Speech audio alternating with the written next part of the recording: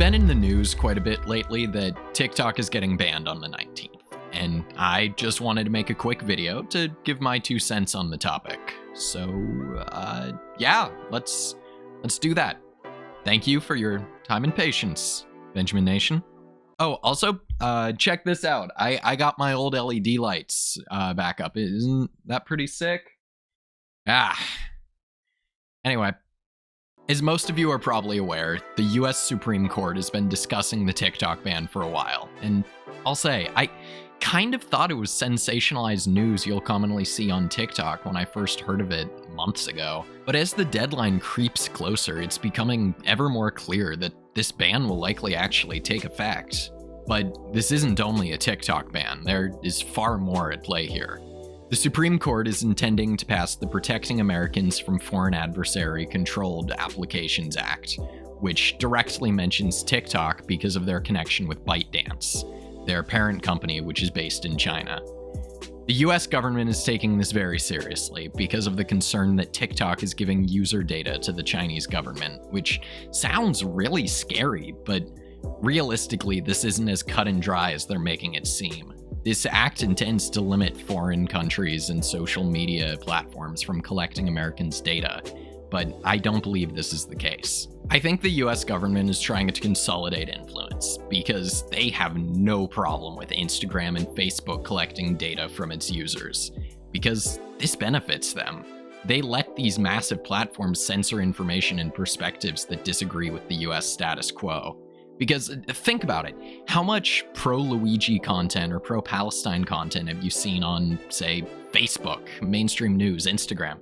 Hell, even YouTube. I have to be careful what I talk about, especially since my last couple videos have been on hot topics, and I'd appreciate not getting punished for reporting on current events. As much as the American government boasts of free speech, you'll find this only extends so far when it comes to questioning the status quo. Supposedly, the TikTok ban is a bipartisan issue with support across the aisle. But if you look at general American sentiment, you'll begin to realize our government isn't speaking for us, but rather for themselves.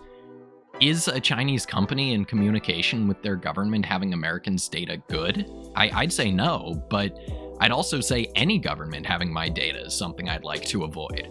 But this isn't a privilege I have in the era of the internet. And whether Xi Jinping knows I'm at the grocery store, that I like Squid Game Season 2, or the US government knows, makes very little difference to me in my day-to-day.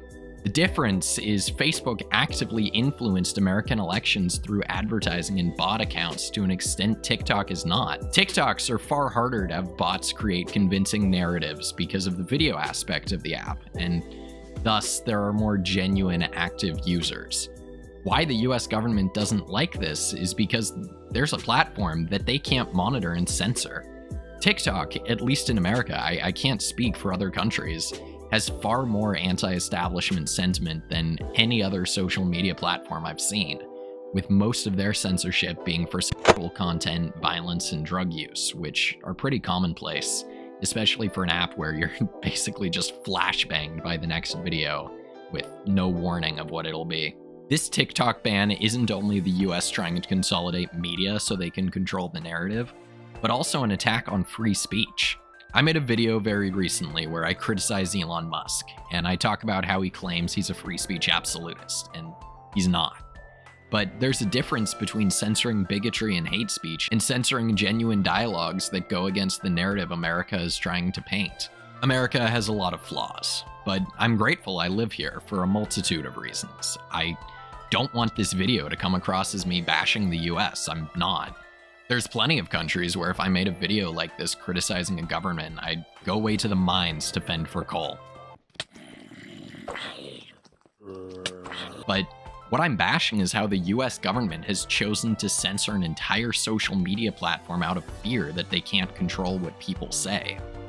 A democracy is supposed to represent the people within it, but censoring free speech under the guise of preventing foreign influence is not democratic. Those in power, regardless of political leaning, who are trying to ban TikTok are not protecting American data.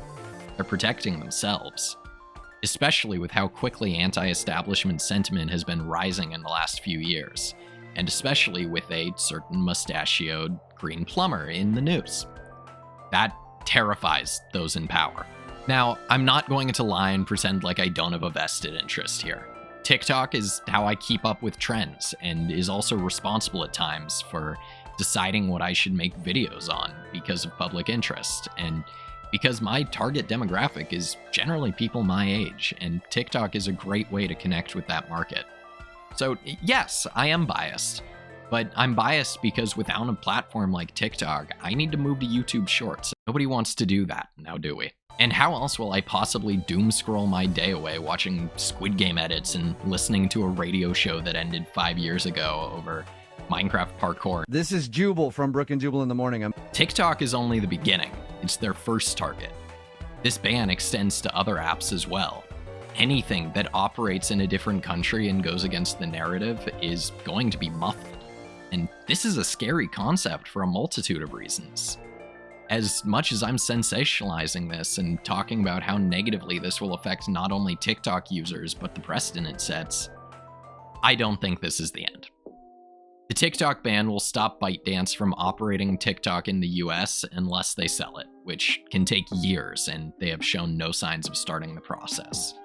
But this ban doesn't remove the app from your phone. TikTok will continue to operate.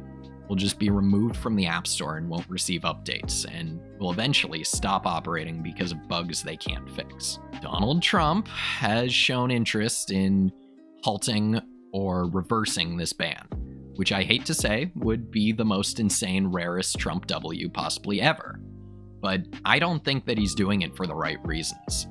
He'll get a lot of praise if he can do this and will win over a lot of people, which I think is bad, but you can make up your own mind on how you feel about it. But this would be legislation that would not affect him. But some are questioning if he can even do this, and seeing as the ban is taking effect before he enters office, and if he were to reverse it, it would be a long and tedious process that I'm not going to pretend like I'd understand. If TikTok gets banned and doesn't come back, I suppose YouTube Shorts, here I come. But we've already been over it. Thanks for watching.